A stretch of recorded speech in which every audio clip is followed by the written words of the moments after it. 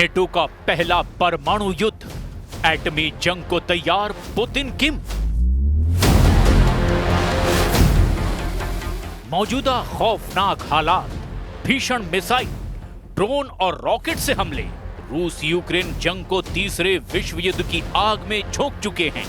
लेकिन अब सबसे दहशत फैलाने वाले हालात ये हैं कि अब नेटो के 14 देशों ने रूस से सीधी जंग के लिए परमाणु तैयारियां युद्ध स्तर पर शुरू कर दी है। उधर दूसरी तरफ पुतिन और रूस के कट्टर समर्थक उत्तर कोरिया के लीडर किम जोंग उन ने अपनी परमाणु परेड से जहां ट्रंप के होश उड़ा दिए, तो वहीं दुनिया को यह भी दिखाया कि रूस जंग के मैदान में बहुत आगे की तैयारी कर चुका है। रूस पहले ही बेलारूस के साथ मिलकर के जापान 2025 और परमाणु युद्ध की तैयारियां 10 से 16 सितंबर के बीच पूरी कर चुका है।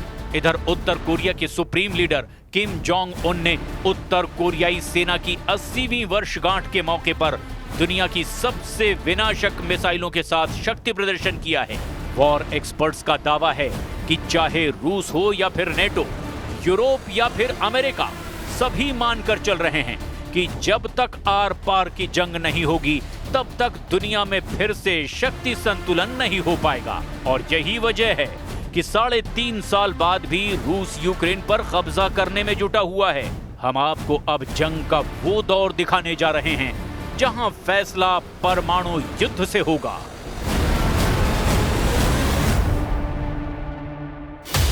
पुतिन किम की परमाणु तैयारी, हमले को तैयार वॉसोंग 20 मिसाइल।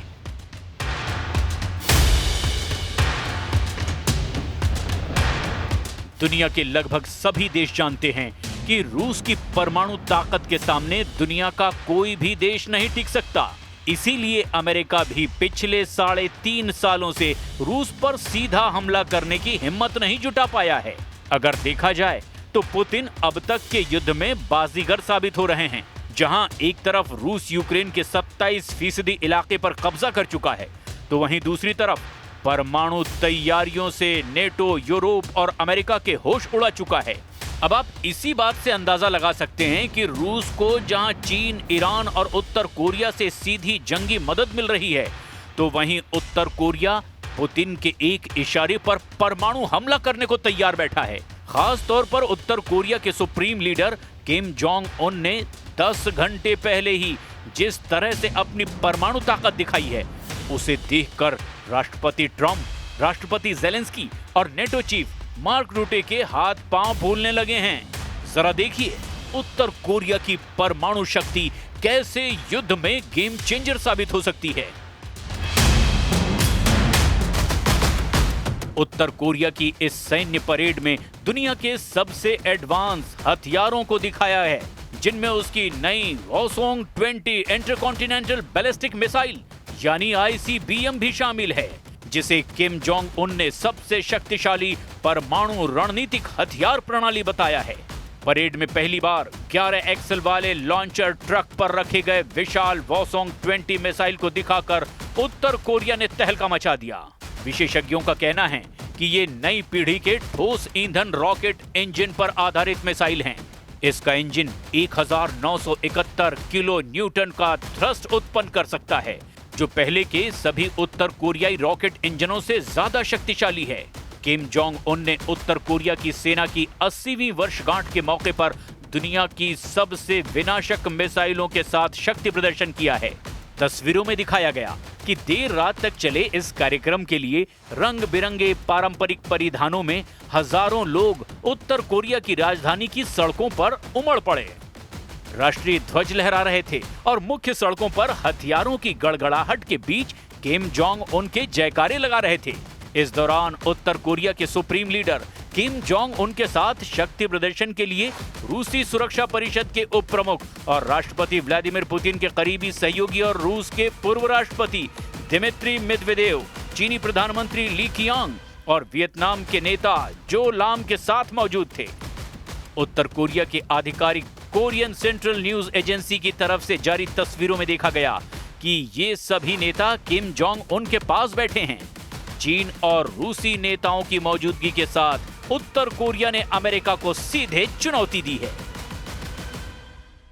Ну, там были и вопросы, связанные, скажем, с обсуждением проблем с поставками новых систем оружия, в том числе дальнобойных систем высокой точности, это томагавки и так далее. Ну, я уже сказал, что это приведет к разрушению наших отношений, во всяком случае наметившихся позитивных тенденций в этих отношениях.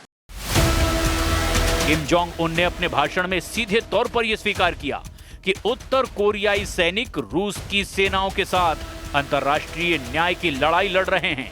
दक्षिण कोरिया के मुताबिक यूक्रेन के साथ लड़ाई में उत्तर कोरिया के अभी तक 600 से ज्यादा सैनिक मारे गए हैं।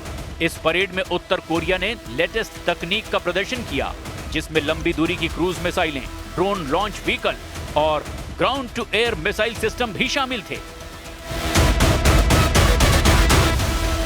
नेटो के 14 देशों के 71 परमाणु हथियार लॉन्च। इधर दूसरी तरफ नेटो और यूरोपीय देशों ने हैरान करने वाला दावा किया है। खबर है कि अब रूस के यूक्रेन पर आक्रामक और खूनी हमलों को देखते हुए नेटो और अमेरिका भी आर पार की जंग को मजबूर हो रहे हैं। फिलहाल अमेरिका रूस से सीधी जंग से बचना चाहता है, लेकिन नेटो और यूरोप के 14 देश रूस के खिलाफ ऐसा परमाणु चक्रव्यूह रच रहे हैं जो दुनिया को विनाश की कगार पर पहुंचा सकता है। जरा देखिए कैसे यूक्रेन युद्ध के बीच रूस की लगातार परमाणु धमकियों के जवाब में नेटो 36 घंटे बाद अपनी सबसे बड़ी परमाणु एक्सरसाइज शुरू करने जा रहा है। ये युद्धाभ्यास, जिसे न्यूक्लियर डेटरेंस कहा जा रहा है, 13 अक्टूबर से शुरू होगा और इसमें 14 देशों के 71 यूरोपीय विमान परमाणु हथियार लॉन्च करने का अभ्यास करेंगे। इस परमाणु अभ्यास को स्टीड फास्ट नून नाम दिया गया है, जो लगभग 2 हफ्ते तक चलेगा और इसका नेतृत्व नीदरलैंड करेगा। इसमें 14 नेटो देशों के 71 विमान शामिल होंगे। इस अभ्यास का मुख्य उद्देश्य परमाणु रक्षा प्रणाली को सक्रिय करना और पारंपरिक हथियारों के साथ परमाणु निवारण पर जोर देना है। नेटो इस बड़े सैन्य अभ्यास के जरिए अपने सदस्य देशों को रक्षा सुरक्षा का भरोसा दिलाना चाहता है। नेटो से जुड़ी यूरोपीय मीडिया के मुताबिक इस नेटो परमाणु अभ्यास में परमाणु हथियार ले जाने में सक्षम परमाणु बम, विमान और लड़ाकू जेट भाग ले रहे हैं। नेटो से जुड़ी यूरोपीय मीडिया के मुताबिक इस नेटो परमाणु अभ्यास में परमाणु हथियार ले जाने में सक्षम बम वर्षक विमान और लड़ाकू जेट भाग ले रहे हैं, लेकिन किसी भी परमाणु हथियार या जीवित गोला बारूद का इस्तेमाल नहीं किया जाएगा। नेटो महासचिव मार्क रूटे ने एक वीडियो बयान में कहा, हमें ऐसा करने की जरूरत है क्योंकि हम अपनी परमाणु तैयारियां पूरी रखना चाहते हैं। इस परमाणु अभ्यास का अधिकांश हिस्सा उत्तरी सागर में रूस और यूक्रेन से दूर आयोजित किया जा रहा है और इसमें बेल्जियम, ब्रिटेन, डेनमार्क और नीदरलैंड्स के सैन्य अड्डे भी शामिल होंगे। We spoke with the United States. We are very thankful to President Trump for this dialogue. Last time we had very good meeting, very productive dialogue, and we spoke about long-range missiles, long-range weapon. I mean, we spoke about it, so we will see. Everything depends on his decision. अब ऐसे हालात में साफ है कि दूसरी तरफ चीन, उत्तर कोरिया और ईरान जैसे देशों के साथ मिलकर रूस ऐसी जंगी तैयारी कर रहा है जो नेटो और यूरोप पर बहुत भारी पड़ सकती है।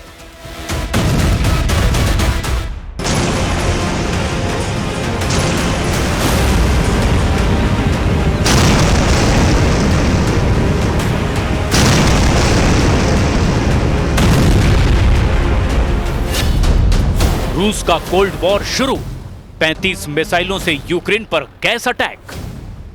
रूस ने एक बार फिर से यूक्रेन पर तूफानी हमलों से अमेरिका और नेटो की बोलती बंद कर दी है। रात भर रूसी मिसाइलों और ड्रोन हमलों से यूक्रेन के गैस प्लांट और यूक्रेनी सैन्य अड्डों पर भीषण हवाई हमले हुए हैं। हम आपको दिखाने जा रहे हैं कि कैसे रूस ने साबित कर दिया कि वो कागजी शेर नहीं, बल्कि वो रूसी भालू है जो कभी भी अपने दुश्मनों को जिंदा नहीं छोड़ता। रूस के इन हमलों का गहरा असर यूक्रेन पर पड़ा है। जेलेंस्की ने दावा किया कि रूस के इन हमलों से हजारों यूक्रेनी सर्दियों में गर्मी के लिए तरस जाएंगे। यानी रूस ने यूक्रेन के खिलाफ कोल्ड वॉर शुरू कर दिया है। हम शुरू करते हैं रूस यूक्रेन से जुड़े उन आंकड़ों से जिसमें रूस साफ जीतता हुआ नजर आ रहा है। आग का गोला बने यूक्रेन के गैस प्लांट। पिछले 90 दिनों से यूक्रेन रूस के तेल रिफाइनरियों पर लगातार हमले कर रहा है। कुछ रिपोर्ट में दावा किया गया कि यूक्रेन ने रूस की 38 तेल रिफाइनरियों में से 16 तेल रिफाइनरियों को बम धमाकों से भीषण नुकसान पहुंचाया है। दावा किया गया कि रूस की तेल रिफाइनरियों पर यूक्रेन के हवाई हमलों से इतना गहरा असर पड़ा कि रूस की 40% तेल उत्पादन पर असर पड़ा है। बौखलाए रूस ने यूक्रेन के इन्हीं हमलों का बदला लेना अब शुरू कर दिया है। रिपोर्ट के मुताबिक यूक्रेन की गैस उत्पादन इकाई नेफ्टोगाज पर रूस ने बड़ा हवाई हमला किया है। मिसाइल और ड्रोन के हमले में ये इकाई बर्बाद हो गई है। ठंड के मौसम से पहले हुए इस हमले से यूक्रेन को एक बड़ा झटका लगा है। इससे ठंडक से बचाव के लिए देश में गैस की आपूर्ति पर भारी असर होने के आसार हैं। रूस ने देर रात यूक्रेन पर 35 मिसाइलों और 60 ड्रोन से हमला किया है। इसमें यूक्रेन के खार्किव पोल्टावा क्षेत्र में स्थित ईंधन गैस का उत्पादन करने वाली सबसे बड़ी इकाई को निशाना बनाया गया। नेफ्टोगाज के सीईओ सर्गी कोरेत्स्की ने कहा कि इस गैस की आपूर्ति सेना को नहीं होती थी। इसके बावजूद रूसी सेना यहां पर हमला कर रही है। रूस के हमले की वजह से ही यूक्रेन के कई शहरों के हजारों घरों में बिजली और गैस की आपूर्ति ठप हो गई है।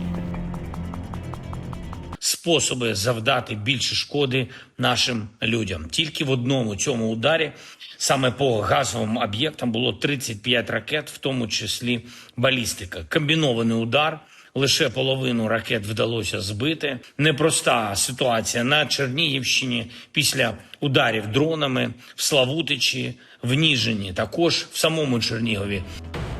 इस बीच यूक्रेन ने भी पलटवार करते हुए कजाकिस्तान सीमा के नजदीक मौजूद रूसी शहर ओरस्क की ऑयल रिफाइनरी पर ड्रोन से हमला कर दिया। इस हमले के बाद रिफाइनरी परिसर में आग की लपटें उठती देखी गई। इस हमले से हुए जानमाल के नुकसान का अभी तक पता नहीं चल पाया है। इधर रूस यूक्रेन युद्ध को लेकर रूस के राष्ट्रपति व्लादिमीर पुतिन ने एक बड़ा फैसला किया जिसने पूरी दुनिया को परेशान कर दिया है। अमेरिका के उपराष्ट्रपति जेडी वेंस ने जानकारी देते हुए बताया कि युद्ध में बढ़ती मौतों को देखते हुए पुतिन ने एक बार फिर साफ कर दिया कि वो अमेरिकी राष्ट्रपति ट्रंप और जेलेंस्की से मुलाकात नहीं करेंगे। इधर कुछ रिपोर्ट्स में दावा किया गया कि वॉशिंगटन में मौजूद centre for studies and international studies का अनुमान है कि 2.5 लाख से ज्यादा रूसी सैनिक और 60,000 से 1 लाख यूक्रेनी सैनिक मारे गए हैं। इस बीच संयुक्त राष्ट्र ने सितंबर में बताया था कि युद्ध में 14,100 से ज्यादा यूक्रेनी नागरिक मारे गए हैं। द मॉस्को टाइम्स के मुताबिक इस युद्ध में 620 से ज्यादा रूसी नागरिक भी अपनी जान गंवा चुके हैं। पिछले महीने व्हाइट हाउस में जेलेंस्की और यूरोपीय नेताओं के साथ बैठक के बाद त्रिपक्षीय बैठक की उम्मीद की गई, लेकिन रूस के तूफानी हमलों ने सारी उम्मीदों पर पानी फेर दिया। दूसरी तरफ रूसी रक्षा मंत्रालय ने भी इस साल यूक्रेनी क्षेत्र के 4,714 वर्ग किलोमीटर पर कब्जा करने का दावा किया था। वॉशिंगटन स्थित think tank institute for the studies of war यानी ISW का अनुमान है कि रूसी आंकड़े का वास्तविक आंकड़ा 3,434 वर्ग किलोमीटर के करीब है। रूस कब्जे का ज्यादा इलाका बता रहा है। खबर है कि 25 से 29 सितंबर के बीच रूसी सेनाओं ने निप्रोपेट्रोव्स्क में भी कलिनोवस्कोय, स्टुपोय और डोनेस्क में डेरिलेवो, मेस्कोय, सेंड्रीगोलोव और किरोवस्क पर कब्जा करने का दावा किया। रूस की सेना ने सितंबर में यूक्रेन के 447 वर्ग किलोमीटर यानी 172.6 वर्ग मील क्षेत्र पर कब्जा कर लिया। अमेरिका स्थित युद्ध अध्ययन संस्थान के विश्लेषण से पता चला कि जुलाई में 634 वर्ग किलोमीटर इलाके पर कब्जा करने के बाद ये गति धीमी हो रही है। वहीं दूसरी तरफ यूक्रेनी राष्ट्रपति व्लादिमीर जेलेंस्की कोपेनहेगन में 50 राष्ट्राध्यक्षों, शासनाध्यक्षों और यूरोपीय संघ के नेताओं से मुलाकात कर रहे हैं। Russia will not stop until they are forced to do so. And they are a threat not only to Ukraine, but to all of us. Today we have one major task ahead of us. We have to make our common Europe so strong that war against us becomes unthinkable. And we have to do it now. ये अंदाजा लगाना बेहद मुश्किल है कि अगर परमाणु जंग छिड़ी तो कौन सा देश जीतेगा, लेकिन इस वक्त रूस ने अपने तेवरों से साबित कर दिया है कि रूस यूक्रेन में अपना मिशन पूरा करने के लिए अब किसी भी हद तक जाने को तैयार है।